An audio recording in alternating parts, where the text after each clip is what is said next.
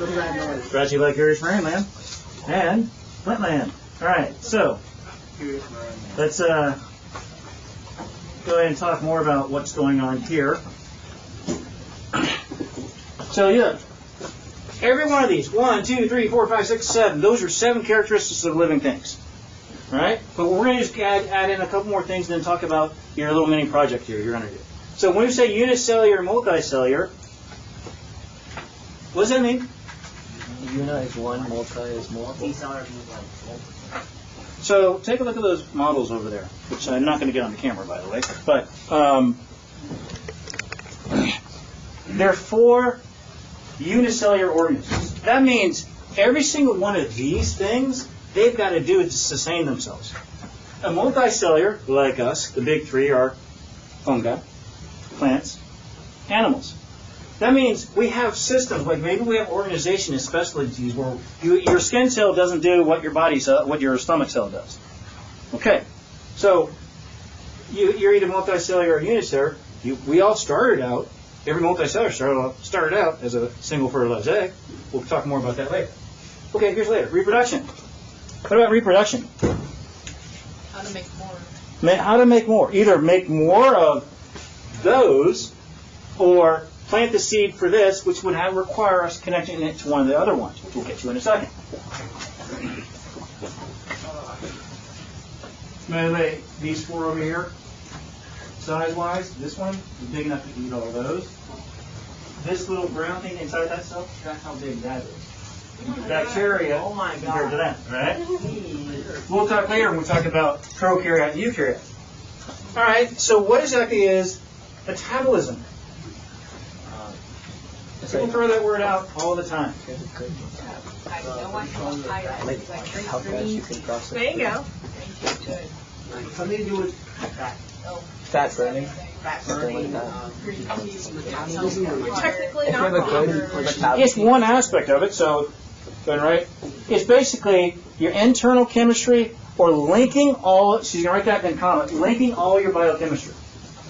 All right? Which is our next unit. Linking that. Okay. Homeostasis.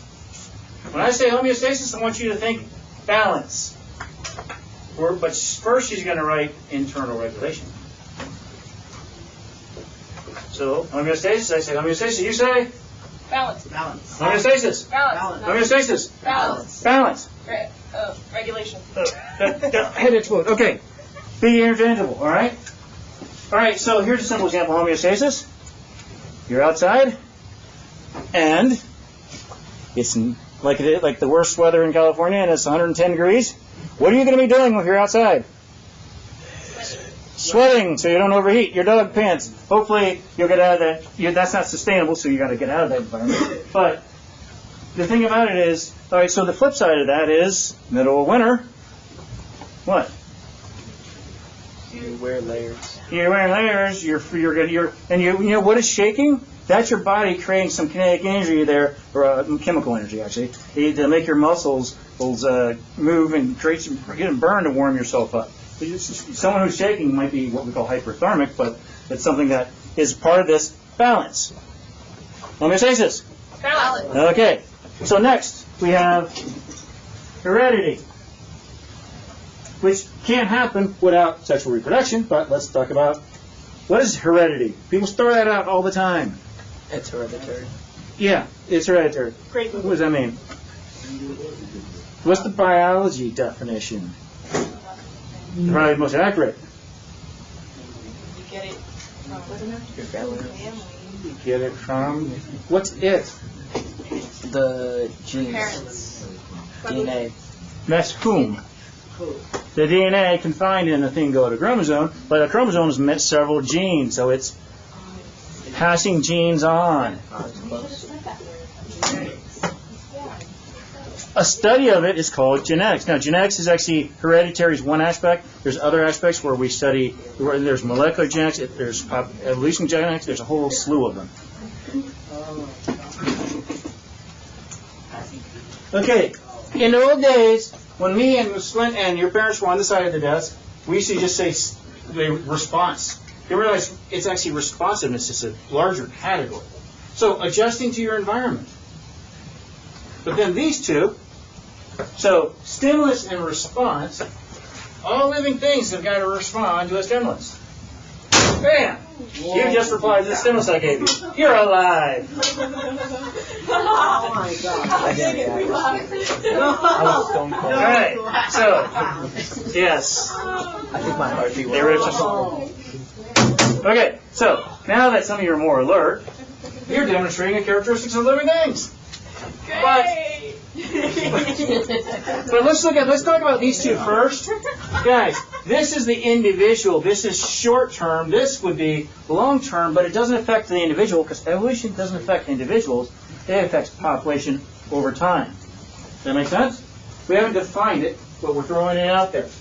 Biology doesn't make sense without the umbrella of evolution and how it fits in many different categories. So, the stimulus. So the environment, this could be a stimulus, this is the trigger, this is the response.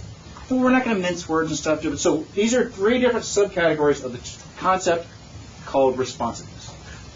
One, you just did. One, that would be really weird if that was your response. That response would be passed on to generations. It doesn't work that way. When we talk about Darwin versus Lamarck, we'll explain why. Oh, maybe. You might be able to argue that. Yeah. Well, now academics is messing me up there. All right, so last thing. Our mealworms back there, a lot of them are not moving. They're not dead. Oh no. They are forming pupa, which means we will have beetles emerge shortly. Yes. That is growth and development. Guys, growth would be like increasing the number of cells. So you start out as a fertilized egg. If you're talking about multicellular, that means plants as well. Same with fungi, we just don't use egg and sperm. But so, develop, grow, grow, grow, grow, and then you start to specialize. So growth is increasing number, development is differentiation. So those beetles that started out as mealworms, which you observed a couple weeks ago, they've gone through a anatomical and morphological and what we call physiological change. They're going to emerge as beetles. You started out as a single fertilized egg. And here's something. Do your skin cells have the same genes as your stomach cells? No. Yes. Yes. Suck yourselves. Come on. That's what I said. But why are they different? Because they have different functions. Back to this whole multicellular, which gets to specialized versus unicellular, it's all in one. So let's use, this probably isn't going to be captured in the video, and I actually did a video with this. Look at the light panels. Imagine each one of those being chromosomes. When you are a fertilized egg, the lights are off. It's so dark. You are growing, I don't know if you, growing, but at a certain point, just for real quick, okay.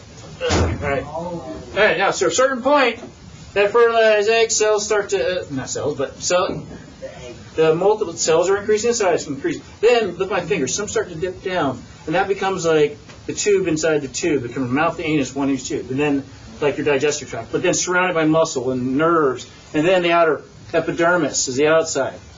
They're all the same cells. They have the same genes. They're the same cells of the same person, but their genes turn on and off at different rates. That's how you get. So your skin cell has the same chromosomal genetic makeup as your stomach cell, but how they got there was, all right, let's go back to the lights. So imagine what I just said as the cells start going. That's when the light show goes on. So imagine every light that's on is a gene that's on. Every light that's not is a gene that's not on. So one part of your body, those chromosomes are turning. And then another part, those chromosomes are turning. That's growth and development.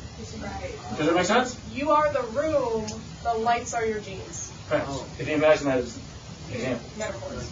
In every one of your cells. So right, it's a limited example. Right? All right. Anything else? All right. So I'm just going to adjust the camera so that. Okay, I think we got that. Again, brought to you by Curious Maryland.